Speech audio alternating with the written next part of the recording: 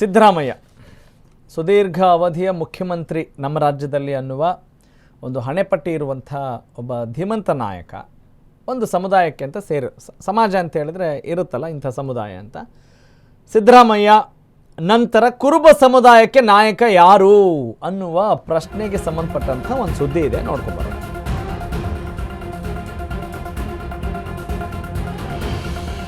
Okay, no doubt is a mass leader. Kuruba ಸಮುದಾಯದ ಅತಿ ಹೆಚ್ಚು ಮನ್ನಣೆಯನ್ನು ಗಳಿಸಿಕೊಂಡಂಥ ನಾಯಕರಲ್ಲಿ ಪ್ರಮುಖರು ಅಂತ ಹೇಳಿದರೆ ಇಲ್ಲಿಯವರೆಗೂ ಅದು ಸಿದ್ದರಾಮಯ್ಯ, ಅನ್ಡೌಟೆಡ್ಲಿ. ಈಗ ಕುರುಬ ಸಮುದಾಯವನ್ನು ಮುನ್ನಡೆಸಬಲ್ಲ ನಾಯಕರು ಯಾರು ಅನ್ನುವ ಪ್ರಶ್ನೆ ಉದ್ಭವ ಆಗ್ತಾ ಇದೆ.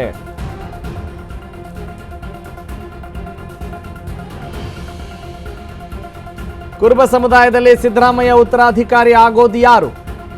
ಭವಿಷ್ಯದ ನಾಯಕನಿಗಾಗಿ ಭೂತ ಕನ್ನಡಿ ಹಿಡಿದ್ರೆ ಕುರುಬ ಸಮುದಾಯ, ಆದರೆ ಸಿದ್ದರಾಮಯ್ಯನವರಂಥ ಸಮರ್ಥ ನಾಯಕ ಕಾಣ್ತಿದ್ದಾರಾ? ಓಕೆ, ಇದಕ್ಕೆ ಸಂಬಂಧಪಟ್ಟ ಹಾಗೆ ನಮ್ಮ ಚಾನಲ್ನಲ್ಲಿ ಅಶ್ವವೇಗ ನ್ಯೂಸ್ನಲ್ಲಿ ಕುರುಬ ಸಮುದಾಯದ ಒಂದು ಇನ್ಸೈಡ್ ಸುದ್ದಿ ಇದೆ. ಓಕೆ, ಹಾಗಾದರೆ ಆ ನಾಯಕ ಯಾರು?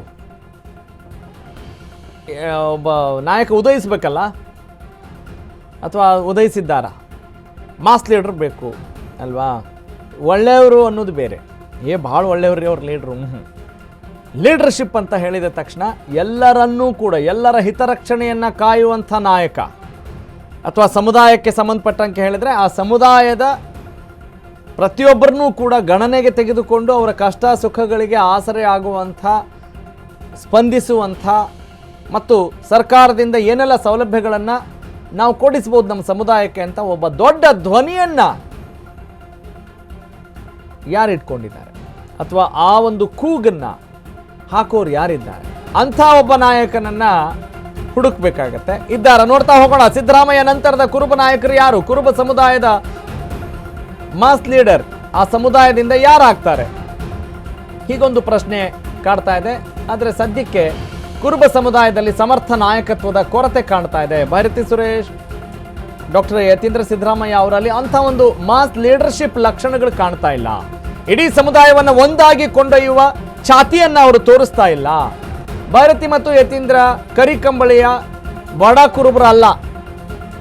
ಭಾರತಿ ಮತ್ತು ಯತೀಂದ್ರ ಅವರೇನಿದ್ರು ರತ್ನಗಂಬಳಿ ಗಣ್ಯ ಕುರುಬರು.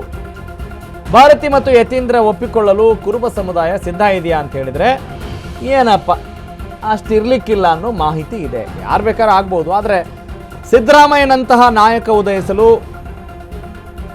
ದಶಕಗಳೇ ಬೇಕಾಗ್ಬೋದು, ಬಹಳಷ್ಟು ಸಮಯ ಬೇಕಾಗ್ಬೋದು. ಆ ಒಂದು ಕಳವಳ ಆ ಸಮುದಾಯದಲ್ಲಿ ಇದೆ ಅನ್ನೋದು ಸದ್ಯದ ಒಂದು ಸುದ್ದಿ. ಇಂಥ ವಿಚಾರಗಳು ಚರ್ಚೆಗೆ ಬಂದೇ ಬರುತ್ತವೆ. ಈಗ ಸಮಾಜ ಅಂತ ಹೇಳಿದಾಗ ಸಮಾಜದಲ್ಲಿ ಪ್ರತಿಯೊಂದು ಸಮುದಾಯವನ್ನು ಸಮಾನತೆಯಿಂದ ನೋಡಬೇಕು, ಕಡೆಗಾಣಿಸಬಾರ್ದು ಅಂತ ಹೇಳಿದಾಗ ಆಯಾ ಸಮುದಾಯದಲ್ಲಿ ಧ್ವನಿ ಎತ್ತುವಂಥ ಒಬ್ಬ ನಾಯಕರು ಇರಬೇಕು. ಅದಕ್ಕೆ ಕಷ್ಟ ಸುಖಗಳು ಗೊತ್ತಿರ್ಬೇಕ್ರಿ.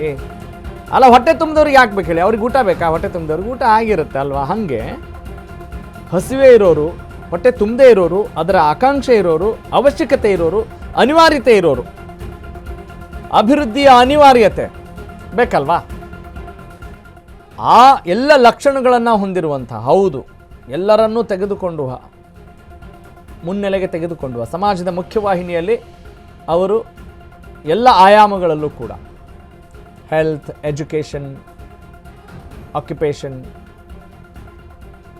ಮತ್ತು ಒಂದು ರೆಸ್ಪೆಕ್ಟ್, ಗೌರವ ಎಲ್ಲವೂ ಕೂಡ ಒಂದು ಸಮುದಾಯಕ್ಕೆ ಸಿಗಬೇಕಲ್ವಾ? ಪ್ರತಿ ಸಮುದಾಯಕ್ಕೂ ಸಿಗಬೇಕು.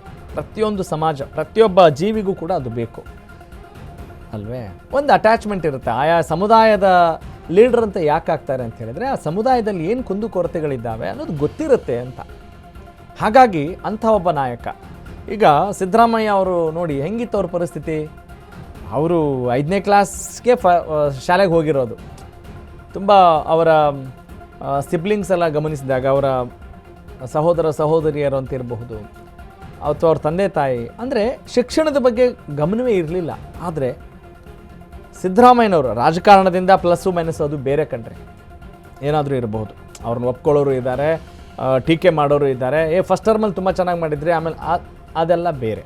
ಆದರೆ ಸಿದ್ದರಾಮಯ್ಯ ಅಂತ ಹೇಳಿದಾಗ ಅವರು ಧ್ವನಿ ಎತ್ತಕ್ಕೂ their voice represents their quality ಅಂತ ಹೇಳ್ತಾರೆ, ದೇರ್ ಪರ್ಸ್ನಾಲಿಟಿ ಅಂತ ಹೇಳ್ತಾರೆ. ಆ ಒಂದು ಛಾತಿ ಅವರಲ್ಲಿತ್ತು. ಒಬ್ಬ ಮಾಸ್ ಲೀಡರ್ ಸುಮ್ಮನೆ ಆಗಲ್ಲ. ಈಗ ಎಲ್ಲರಿಗೂ ಅಷ್ಟೇ, ಈಗ ಒಕ್ಕಲಿಗ ಸಮುದಾಯದಲ್ಲಿ ಎಚ್ ಡಿ ದೇವೇಗೌಡರು ಇರ್ಬೋದು, ಲಿಂಗಾಯತ ಸಮುದಾಯದಲ್ಲಿ ಯಡಿಯೂರಪ್ಪ ಅವರು ಇರಬಹುದು ಅಲ್ವೇ. ಈಗ ಕುರುಬ ಸಮುದಾಯ ಅಂತ ಹೇಳಿದಾಗ ಸಿದ್ದರಾಮಯ್ಯನವರು ಪಕ್ಷಾತೀತವಾಗಿ ಅವರನ್ನು ಒಪ್ಪಿಕೊಳ್ಳುವಂಥ ಒಂದು ಮುತ್ಸದ್ದಿತನ ಇರುವಂಥ ನಾಯಕ ಅಂತ ಹೇಳ್ತಾರೆ.